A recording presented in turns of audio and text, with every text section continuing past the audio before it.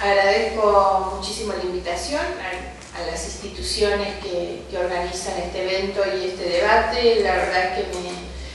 que me lamento de no haber podido participar de todo el desarrollo y de todos los paneles que se veían sumamente interesantes, y me imagino con seguridad que así habrá sido. Tengo que hacer primero una confesión, que fue mi dificultad para encontrar cómo encarar el tema de mi presentación. La verdad no me suele ocurrir muchas veces, tal vez porque uno llega con una dosis de racionalidad y de pragmatismo, porque nos toca hablar de muchas cosas demasiado concretas,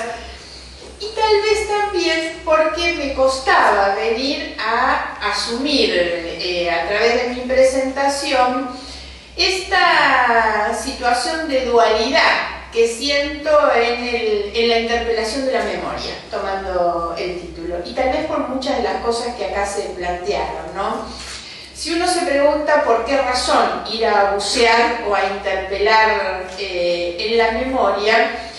tiene que ver con que la memoria constituye para nosotros un gen de identidad, es como parte de nuestro ADN, de nuestra propia historia, ¿no? Esto es sin ninguna duda la memoria. Yo creo que somos en gran medida lo que fuimos, somos y podemos ser en la medida de lo que fuimos, y especialmente somos y podemos ser también en la medida de lo que recordamos. Por eso, y la verdad es que no quiero hablar mucho de esto porque siento que lo que ha planteado Norma, y tal vez injustamente adueñándonos de algo que ella misma dijo que era desde su experiencia personal y desde sí misma, la verdad es que yo siento como la tentación de adueñarme de algo, porque creo que lo que ella testimonia para nosotros forma parte de nuestro gen de identidad, de esa parte de la memoria interpelada que yo creo que tiene que seguir constituyendo para nosotros un elemento central, sin el cual sería imposible que nosotros pudiéramos escribir la otra historia, que es la que nos toca hoy. Y que esto tiene más que ver con lo de Martín, porque yo también creo que nosotros tenemos que intentar reescribir nuestra propia historia, y es la historia que nos toca a cada uno de nosotros, sobre la base de recordar y de tener siempre en la memoria aquello que hemos vivido. Ahora, ¿cuál era mi disyuntiva, digamos, de venir a plantear esto? La verdad es que siempre le he dado una extraordinaria importancia al papel de la memoria en la construcción de la historia y de la identidad. Y sin embargo, el desafío del panel y del seminario era otro, que era, y esto es obviamente lo que traigo como una posición personal, es el rechazo a la manipulación de la historia y de la memoria puestas al servicio de intereses o de proyectos personales. Y eso desgraciadamente es lo que nosotros tenemos hoy, que sentimos que nos está ocurriendo. La forma en que se termina haciendo esa manipulación de la historia termina siendo claramente también una tergiversación de la historia, porque lo que no nos puede permitir la historia y la memoria justamente es que todo eso de lo que tanto nos costó y de todas las cosas que Marta reflejaba recién puedan estar hoy al servicio de cualquier otro interés. Cualquier interés es mezquino, es pequeño, es grosero, pensado en términos del papel que la memoria debería tener en la construcción de un proyecto de país distinto, o en la reformulación de nuestra militancia, como decía Martín.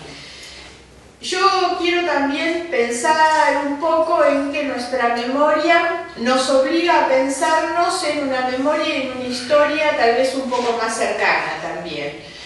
Cómo nuestras democracias, débiles democracias, después del retorno de la recuperación de las democracias en América Latina, muestra claramente los terribles condicionantes que tuvieron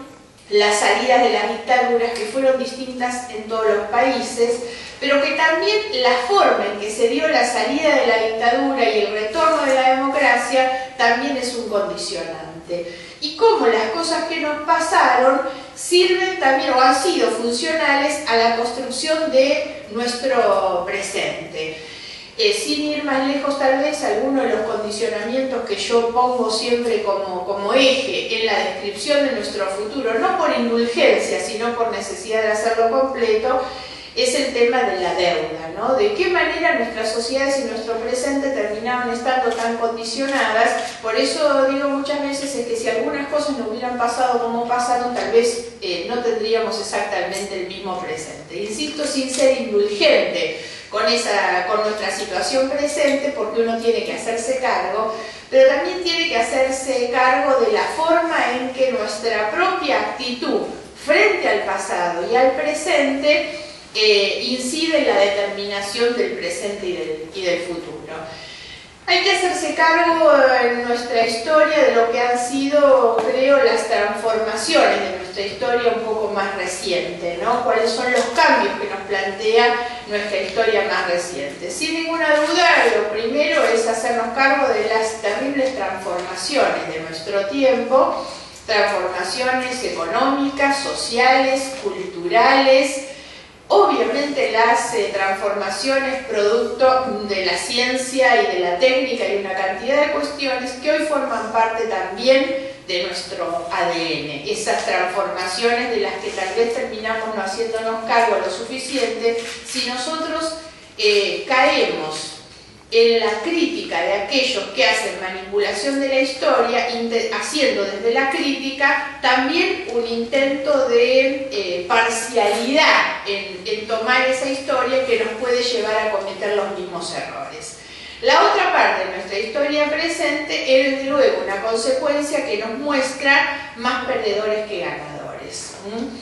Y esto lo ubico en el contexto un poco, porque de esto también se trataba nuestro panel, de analizar un poco el contexto regional y global, con un escenario y un contexto hoy que nos muestra una terrible polarización. La polarización en términos de un contexto mundial entre países cada vez más ricos a expensas de países cada vez más pobres, lo que muestra una desigualdad muy fuerte, una polarización muy grande, que después se repite en esquemas similares hacia adentro de las propias naciones.